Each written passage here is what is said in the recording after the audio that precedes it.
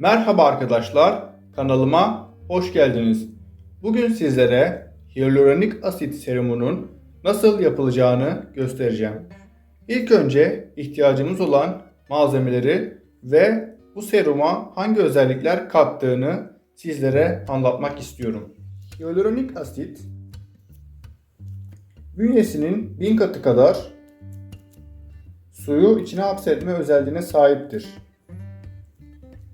Hyaluronik asit serumu cildinizin nem dengesini sağlar. Ciltteki kolajen üretimini destekler, kırışıkların geçmesini sağlar, anti-aging'tir. Cildi yüksek oranda nemlendirir, ciltteki kırışıkların geçmesini sağlar, ciltteki kolajen üretimini destekler, cildin doğal görünümüne kavuşmasına yardımcı olur. Bebek kolajeni üretimini destekler. Kuşburnu çekirdeği yağı. Kuşburnu çekirdeği yağı sivilcelerin tedavisine yardımcı olmakta, ciltteki gözeneklerin sivilce izlerinin giderilmesine, iyileşmesine yardımcı olmaktadır. Oranlarından biraz bahsetmek istiyorum. Hyaluronik asit serumunda hyaluronik asiti, saf hyaluronik asiti %0.5 ile %1 arasında kullanabilirsiniz. Kuşburnu çekirdeği yağını bu tip serumlarda %0.5 ile %4 arasında kullanabilirsiniz. Kuşburnu çekirdeği yağının özelliği ciltteki fazla yağı dışarı atarak cildi tazelemesidir. O yüzden bazı kişilerde kuşburnu çekirdeği yağını ilk defa kullandığı zaman ciltteki fazla yağın kusması şeklinde bir geçici yan etki görülebilir. Aslında bu bir yan etki değil. Çünkü ciltteki fazla yağı dışarı atarak cildi temizleme özelliği kuşburnu çekirdeği yağının özelliği. Ve burada gül suyu kullanacağız. Gül suyu cildi tazeleme özelliğine sahip ve içindeki farklı minerallerle cildi besler. Kullanacağız. Gliserini %0.5 ile %4 arası kullanabilirsiniz.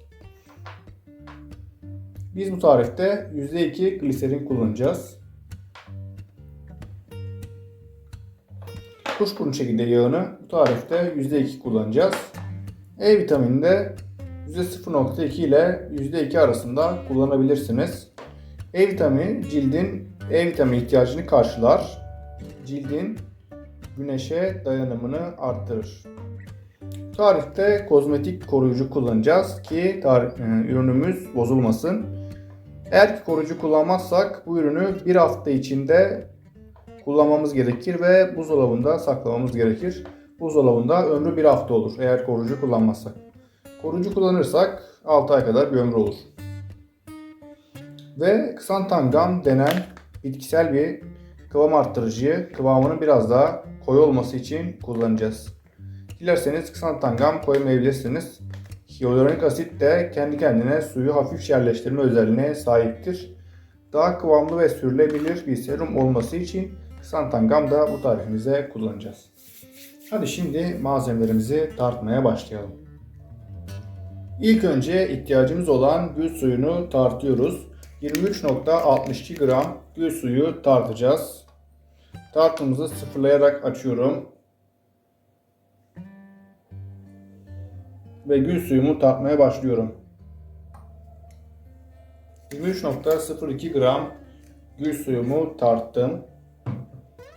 Şimdi içine 0.125 gram hyaluronik asiti tartıyorum.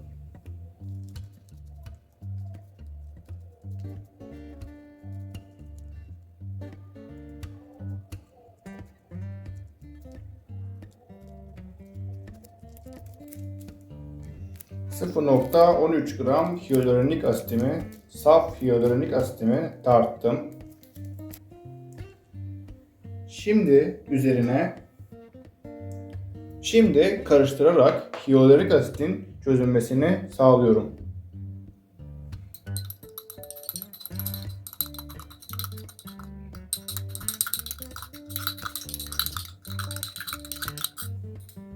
Eğer ki gül suyunuz soğuksa oda sıcaklığına kadar ılımasını bekleyin ve daha sonra karışımı 15-20 dakika kadar karıştırarak hyaluronik asitin çözünmesini sağlıyoruz. Çay kaşığıyla devamlı karıştırıyoruz. Serumumuzu karıştırdık ve hyaluronik asitin tamamen çözülmesini sağladık. Hyaluronik asitimiz jel kıvamını aldı. Gayet kolay sürülebilecek bir kıvamda şu anda. Şimdi sırada sonraki malzememize geçiyoruz. İçine 0,5 gram kuşburnu çekirdeği yağı tartıyoruz. Kuşburnu çekirdeği yağı yerine tatlı badem yağı da tercih edebilirsiniz.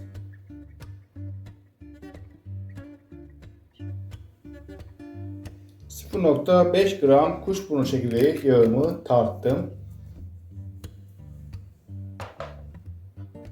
Şimdi ürünüme 0,5 gram gliserin tartıyorum.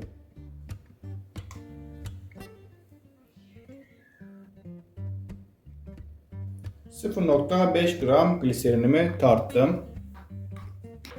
Şimdi içine 0,12 gram E vitamini tartıyorum.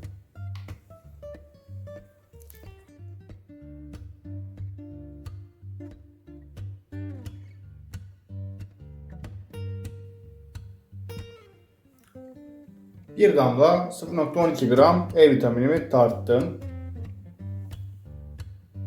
Şimdi ürünüme 0,12 gram kozmetik koruyucumu tartıyorum.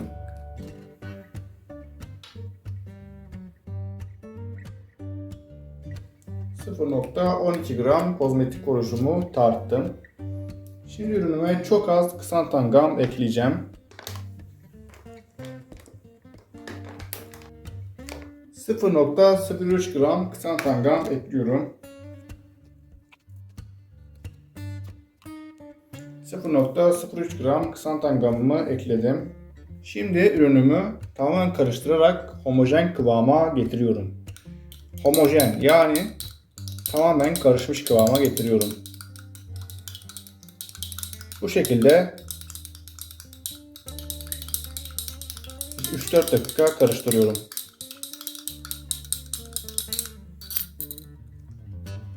Peki karışımımızı ne zaman kullanıyoruz? Günde kaç kez kullanıyoruz? Ve kullanırken nelere dikkat etmeliyiz? Biraz bunlardan bahsedeyim. Ürünü akşam gece yatmadan önce kullanmanızı tavsiye ederim. Sıcak yaz günlerinde güneşe çıkmadan en az 4 saat önce bu karışımı uygulamanız gerekiyor. Çünkü bu karışım tamamen emilene kadar güneşe çıkmamanız gerekiyor. Hyaluronik asit ve kuşburnu çekirdeği yağı içindeki aktif maddeler yüzünden güneşe çıkıldığı zaman, sürdükten hemen sonra güneşe çıkıldığı zaman ciltte cilt lekelerine sebep olabilir. Serumun üstüne yüzünüze sürdüğünüz zaman güneş vurursa hyaluronik asit güneş ile tepkimeye girerek cildinize zarar verebilir. Kış aylarında sabah akşam kullanabilirsiniz. Yazları ise sadece gece yatmadan önce kullanmanızı tavsiye ediyorum. Bu serumu kullanmadan önce 8 saat boyunca oda sıcaklığında bekletmeniz gerekiyor. Çünkü hyaluronik asit molekülleri suda tamamen çözünüp aktifleşmesi için bu kadar süreye ihtiyaç duyuyor. Daha sonra oda sıcaklığında 6 ay saklayarak ürününüzü kullanabilirsiniz. Peki bu malzemeleri nereden alacağız? Sponsorum Kevser Hanım, Labesen firmasından bu ürünleri satıyor ve bana tanıtmam için malzeme sponsoru oldu. Gliserin, E vitamini ve hyaluronik asiti sponsorum Kevser Hanım gönderdi. Sponsorum Kevser Hanım'ın Labesen firmasındaki ürünleri almanız için ihtiyacınız olan linki açıklama kısmına bırakıyorum. Şimdi ürünümüzü eski bir serum şişesi veya damlalıklı bir kaba koyuyoruz.